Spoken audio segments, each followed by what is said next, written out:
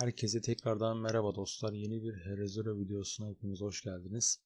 Bu videoda sizlere oyuna sonradan gelmiş olan birçok oyuncunun anlamamış olduğu köstebek avından bahsedeceğim. Bu köstebek avını maalesef ki oyun bize anlatmıyor nasıl bir sistem olduğunu. Oyuncular da bunu mantıken anlayamıyorlar. Ben size basitçe anlatmaya çalışacağım. Şimdi öncelikle bir kere de olsa hayatınızda mayın tarlası oynadıysanız mayın tarlasından farksız bir mantığı var. Bastığınız zaman çıkabilecek şeyler zaten belli. Ya yetenek puanı çıkar, ya para çıkar, ya deneyim puanı çıkar, ya donut çıkar, ya köstebek çıkar ya da bir rakam çıkar arkadaşlar. Aynı burada olduğu gibi. Burada çıkan rakam 4 karedeki objeleri temsil ediyor gibi bir şey. Yani burada bir yazarsa burada şu gördüğünüz şu dörtlü karenin etrafında sadece bir tane köstebek olabilir, para olabilir veya donut ya da deneyim puanı. Olay bundan ibaret. Şimdi burada 5 yazmış mesela. 2 tanesini bulmuşuz. Burada bir kutu hariç. Şimdi diğer kutulara da tıklayalım. Burada da çıktı. 3 oldu.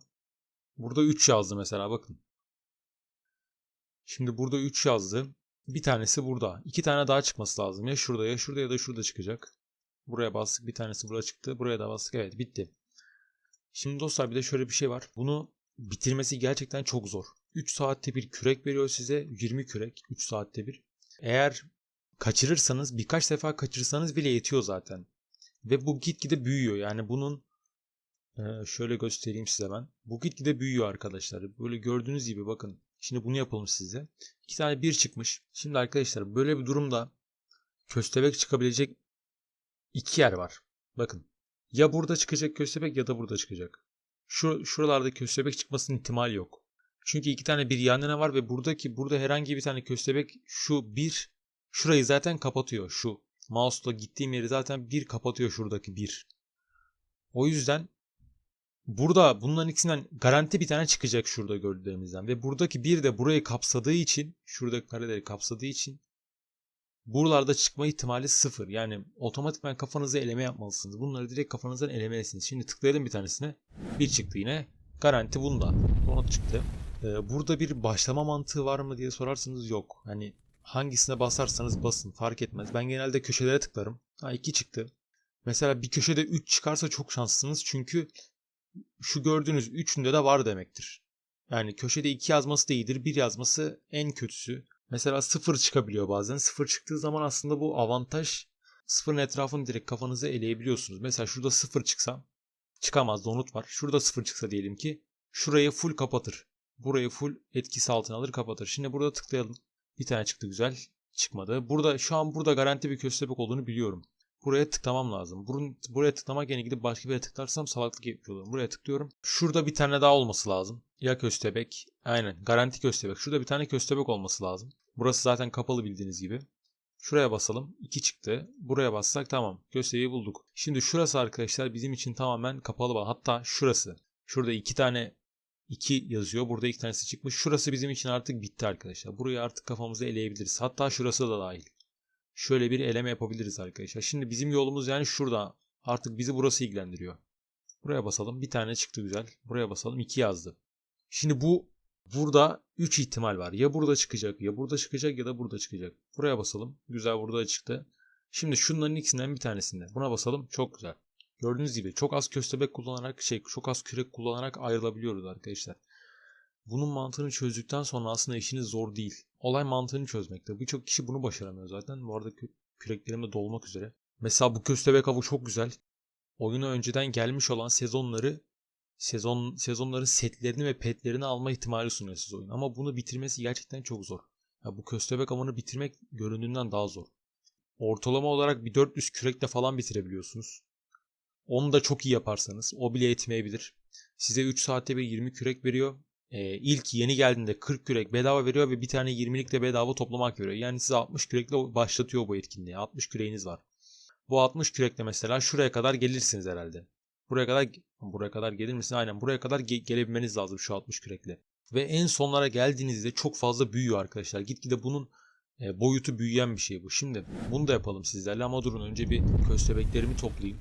TL5'te de dahil. 6 saniyesi kaldı. Şunu da alacağım direkt. Sonra devam edeceğiz arkadaşlar. Bunun bir dakikası var. Tamam, biz yapalım.